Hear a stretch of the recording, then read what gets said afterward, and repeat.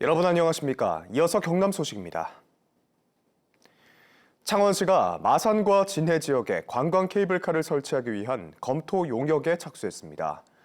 케이블카 사업은 민선 8기 홍남표 창원시장의 공약이기도 한데요. 과거 한 차례 좌초됐던 사업이 이번엔 추진될 수 있을지 기대와 우려가 엇갈리고 있습니다. 손원혁 기자의 보도입니다. 옛 마산과 창원을 끼고 있는 마산만, 진해의 벚꽃거리가 내려다 보이는 장복산 일대, 창원시가 관광 케이블카 설치를 검토하는 곳입니다. 두 지역 케이블카 설치는 민선 8기 홍남표 시장의 공약입니다. 마산 어시장에서 해양 신도시 도섬을 지나 귀산동까지 4.2km 구간, 진해 구민회관에서 하늘마루, 장복산 정상에 이르는 1.64km 구간으로 민자 유치를 통한 추정 사업비는 각각 700억 원과 350억 원입니다. 창원시는 최근 케이블카 설치를 위해 필요성과 사업비 등을 분석하는 타당성 검토 용역에 착수했습니다. 사업 최종 추진 여부를 이번 용역으로 결정하겠다는 겁니다. 종합적인 검토 사항으로 용역을 발주를 한 내용이고 결과에 따라서 그 업무 추진에 대한 그 결정을 내릴 내용입니다. 현재 경남의 케이블카는 통영과 사천, 하동, 밀양, 거제 등 5곳. 대부분 탑승객 수가 목표치에 미달하거나 적자입니다. 성공 사례로 꼽히던 통영 케이블카도 2017년 탑승객 140만 명의 정점 이후 지난해 탑승객은 56만 명으로 40% 수준으로 떨어졌습니다. 우선 1차 관건은 사업성입니다. 마산만 케이블카는 10년 전 한 민간 사업자가 제안했다 중단됐고 장복산 케이블카도 2016년 안상수 전 시장이 추진하다 민간 사업자가 없어 좌초됐습니다. 환경단체의 반대도 있었습니다. 때문에 도시명 케이블카로서 차별성과 경쟁력을 확보하고 지역 갈등을 줄이면서 추진돼야 합니다. 지역 주민들이 심도 깊게 고민을 하지 않았을 가능성이 굉장히 큽니다. 그렇기 때문에 그런 부분에 대해서 공청회도 갖고 지역 주민들을 설득할 수 있는 창원 케이블카 사업이 많은 난제를 뚫고 실제 추진될지 기대와 우려가 교차하고 있습니다. KBS 뉴스 손원혁입니다. 44주년 부마 민주항쟁 기념식이 오늘 창원에서 열립니다. 지난 시즌 9년 만에 4강 플레이오프에 직행한 프로농구 창원 LG 세이커스가 이번 주말 정규리그 홈 개막전을 갖습니다. 이번 주 경남 황지락 기자입니다.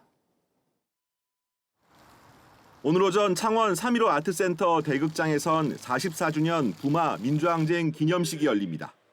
10월에 부마 민주주의를 열다라는 주제로 열리는 올해 기념식에는 각계 대표와 유족 등이 참석해 부마 민주항쟁의 의미를 되돌아봅니다. 부마 민주항쟁은 1979년 10월 옛 마산과 부산을 중심으로 유신 독재의 반발에 일어난 최초의 시민항쟁으로 2019년 국가기념일로 지정됐습니다.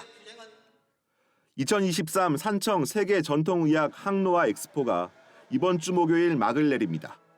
미래의 약속 세계 속의 전통의학을 주제로 35일 동안 열린 이번 행사는 지난 12일 관람객 120만 명을 넘어섰고 폐막 시점에는 누적 관람객 130만 명 이상이 될 전망입니다.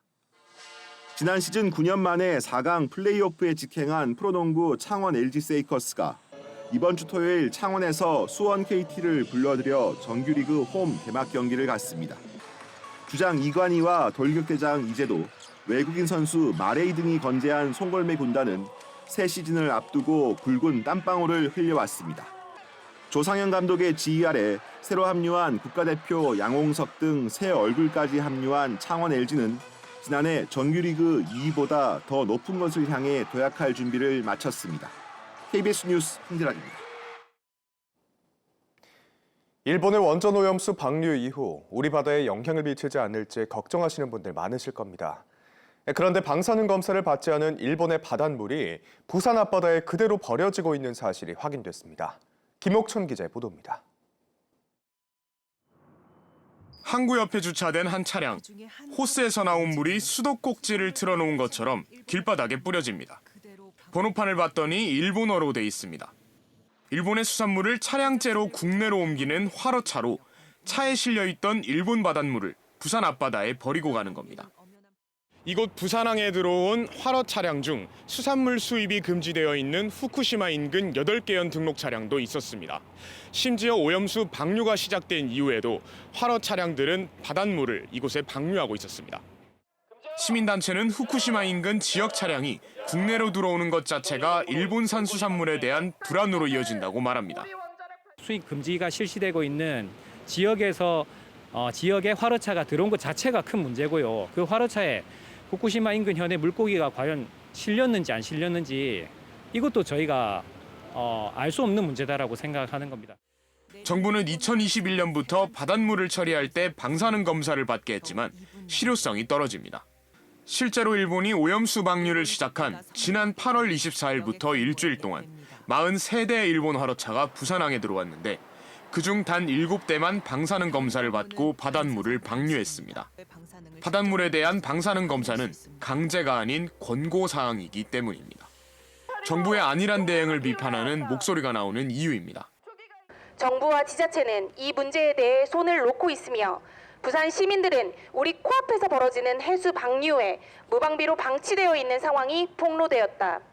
국정감사에 나온 고광효 관세청장은 이에 대해 방사능 검사를 더 철저히 하고 차량 이동 중 수조를 열지 못하게 세관 봉인을 붙여 무단 방류를 방지하겠다고 말했습니다. KBS 뉴스 김옥천입니다.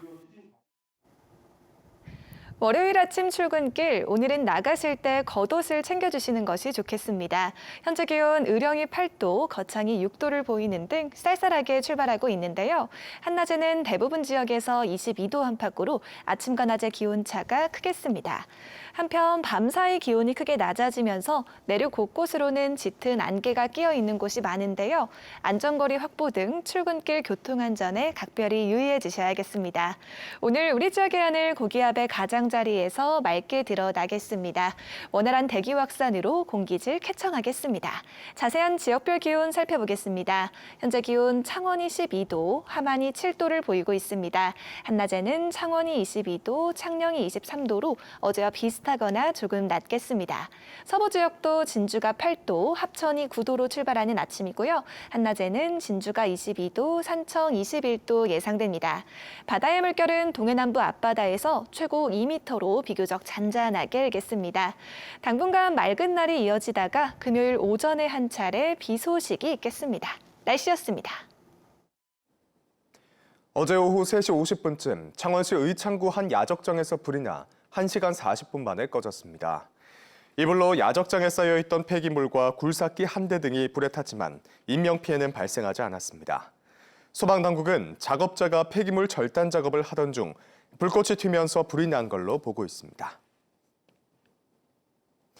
전기연구원이 우주선과 우주 탐사 장비에 사용할 수 있는 원자력 전지의 공식 개발과 발전 소재 합성에 성공했습니다. 전기연구원 박수동 박사팀은 원자력 전지의 발전 소자를 배열하는 열전 효율 공식을 개발해 경험에 의존하던 기존 방식을 혁신하게 됐고 이 공식에 맞춰 발전 효율이 향상된 소자를 합성했다고 밝혔습니다. 원자력 전지는 방사성 에너지의 열과 우주의 낮은 온도 차이를 이용한 열전 발전 방식으로 기초 개발 단계입니다. 경상남도 의회가 다자녀 기준을 완화하는 조례 개정을 추진해 이르면 내년 신학기부터 2자녀 가정도 교육비 지원 혜택을 보게 됩니다. 경남도 의회가 제출한 교육비 지원 조례 개정안은 현행 3명 이상인 다자녀의 기준을 2명 이상으로 바꿔 내년 3월부터 적용하도록 하는 내용입니다. 경남의 미성년 자녀를 둔 가정은 한 자녀 41%, 두 자녀 49%, 세 자녀 이상이 10%로 조례가 개정될 경우 학생 4만 4천 명이 추가로 다자녀 교육비를 지원받게 됩니다. 경상남도 교육청이 지난 7월 의령군 의령읍에 문을 연 인공지능과 교육 로봇 교육 문화 시설 경남미래교육원에 석 달여 만에 학생 3만 명이 다녀간 것으로 집계됐습니다.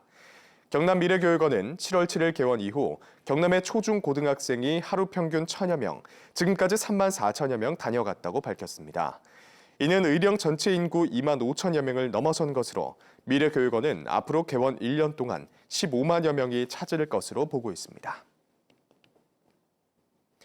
밀양시 고향사랑 기금운용심의위원회에서 내년에 고향사랑 기금 사업 5개를 선정했습니다. 내년도 밀양시 고향사랑기금 사업은 고향 알기 프로그램과 학교 밖 청소년 동기 강화 프로젝트, 영유아 육아용품 대여 사업, 고향사랑 연극 공연 사업 등입니다.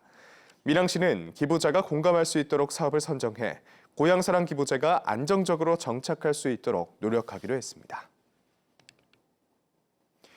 최근 5년 동안 경남의 산불 피해 면적이 전국에서 4번째로 많은 것으로 확인됐습니다. 국회 정의용 의원은 2018년에서 올해 9월까지 최근 5년여 동안 3,400여 건 화재가 발생한 가운데 경남이 375건, 1,900여 헥타르로 전국에서 4번째로 많은 산불 피해 건수와 면적을 기록했다고 밝혔습니다. 5년 동안의 경남 산불 피해액은 590억 9천여만 원입니다. 산불 발생 원인으로는 실화가 가장 많았고 소각행위, 원인 미상, 건축물 실화, 담뱃불 등의 순이었습니다.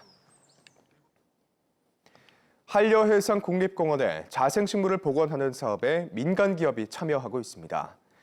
한려해상국립공원 사무소와 포스코 DX는 남해군 월차갯벌 인근에 자생식물을 복원했습니다.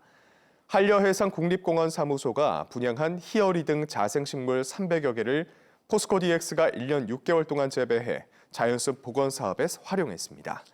이 사업은 국립공원은 자생숲을 복원하고 민간기업은 탄소 흡수하는 사업에 참여하기 위해 추진됐습니다. 뉴스를 마칩니다. 시청해주신 여러분 고맙습니다.